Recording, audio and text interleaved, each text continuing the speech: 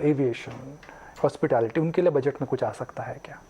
दूसरा, क्रूड और ब्याज दर दोनों बढ़ चुकी हैं, ब्याज दर बढ़ने वाली हैं, क्रूड बढ़ चुका है, सरकार कैसे बैलेंस करेगी अपनी बोरोइंग प्रोग्राम को? और तीसरा, भाई डिसइन्वेस्टमेंट में क्यों कुछ नहीं हो रहा है? एयर इंडिया करा आपने, मगर SCI, IDBI बैंक, LIC, इनको लेकर के किस प्रकार का कॉन्फिडेंस आएगा? हमारे साथ मिलन करमरकर साहब बने हुए हैं, हमारे साथ नीलेश जी बने हुए हैं, प्रियंका कुछ देर में वॉल पर आएंगी और हम हमारे टेक्निकली एनालिस्ट से आपको बताते रहेंगे कि बजट में किस बेट पर नज़र रखनी चाहिए। नीलेश भाई, एक बुनियादी डेटा की बात करते हैं नीलेश भाई, फिस्कल डेफिसिट। आप और मैं इतने साल से बजट कवर कर रहे हैं, मगर अक्सर हम फिस्कल डेफिसिट पर ही बजट का मूल्यांकन करते हैं। नीलेश भाई, अगर बजट में सरकार एक डायरेक्शन कॉल देती है कि भाई फिस्कल डेफिसिट में हम लगाम जो है वो टाइट नहीं करेंगे because economy needs the support, तो शेयर बाजार को क्या उत्साहित होना चाहिए? बिकॉज अगर आप लगाम टाइट नहीं कर रहे हैं तो इसका मतलब है आप स्पेंडिंग करेंगे। निकुंज भाई, अगर आप फिस्कल प्रूडेंस का पाथ छोड़ रहे हैं और फिस्कल प्रोफ्लिगेसी अपना रहे हैं तो वो सारा पैसा निवेश में जाना चाहिए। अगर सरकार बोरो करके पैसा इन्वेस्टमेंट कर रही है, इंफ्रास्ट्रक्चर में निवेश कर रही है, तो मार्केट उसे खुशी खुशी अपनाएगा। सेकंड, सरकार को एक पाथ देना पड़ेगा फिस्कल प्रूडेंस की तरफ। पेंडेमिक था तो 6.8% फिस्कल डेफिसिट मार्केट ने अपना ली, पर धीरे धीरे करके जो हमने fiscal responsibility and budget management act के तहत कहा था कि हम 3% फिस्कल डेफिसिट लेके आएंगे, उसका एक रोड मैप बना के देना चाहिए।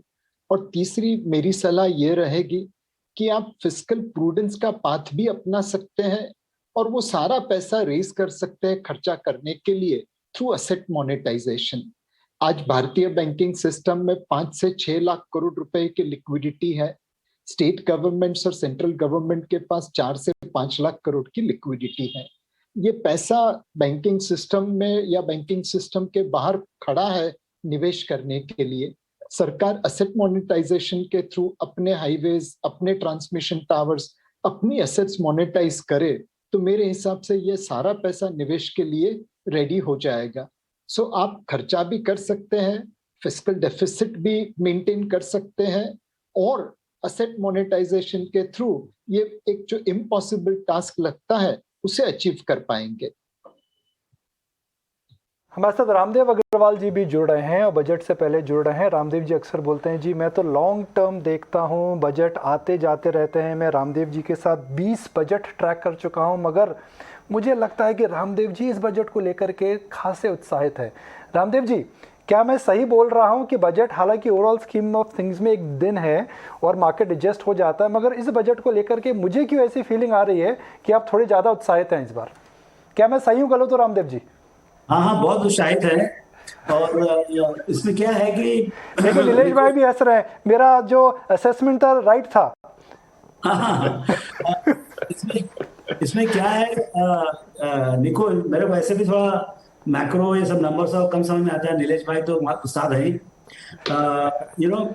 ये जो 6.5% डेफिसिट है और जो 240-235 लाख करोड़ के GDP के ऊपर, वो एक बहुत बड़ा नंबर है। 14-15 लाख करोड़ का मतलब fiscal deficit in a normal year. See, यदि आपका ये जो फिस्कल स्लिपेज लिए थे उन्होंने 3.32 से 8-9 जो भी लिया उन्होंने, वो लिया था एक्स्ट्राऑर्डिनरी टाइम में, दैट वाज कोविड पीरियड में। अब जो है ऐसा लग रहा है मतलब 22-23 के लिए आपको ये समझ जाए कि लार्जली नॉर्मल ईयर, ये हम समझ रहे हैं।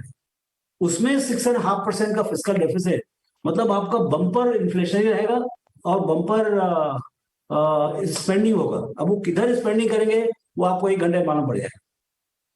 रामदेव जी, थोड़ा ट्रेडिशन चेंज करते हैं। ये बजट में पहली बार सरकार भी ट्रेडिशन चेंज कर सकती है। सरकार के पास स्कैरसिटी नहीं है, अबंडेंस है। तो अगर मुझे ग्राफिक एक बनाना हो, एक ग्राफिक रेडी है जिसके अंदर लिखा रहे my budget bet by Ramdev Agarwal, तो वो ग्राफिक में हम क्या लिखेंगे? देखिए, मैं तो एक ही चीज देखता हूँ, वो है GDP ग्रोथ एक्चुअली अचीव। जैसे इस साल बोल रहे हैं कि 8.5% जैसे होगा, 9% होगा GDP ग्रोथ रेट। यदि वो हो गया तो ठीक है, गिल्ले शिकवे होते हैं, लेकिन कई sector of the economy, many sectors of the economy, उनको बहुत मजा आएगा और बाजार में कॉर्पोरेट प्रॉफिट ग्रोथ भी बम्पर।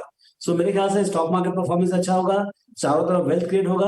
अब सवाल ये है कि जीडीपी ग्रोथ रेट 8.5% जो प्रोजेक्शन है, वो लाने के लिए फाइनेंस मिनिस्टर क्या क्या करते हैं। तो क्योंकि देखिए, कोविड के पहले हमारा जीडीपी को 4%, 4.5% हो गया था। तो जैसे नॉर्मल होगा तो ये रिस्टोर होगा क्या, क्योंकि बहुत कुछ बदल गई है, दुनिया बदल गई है।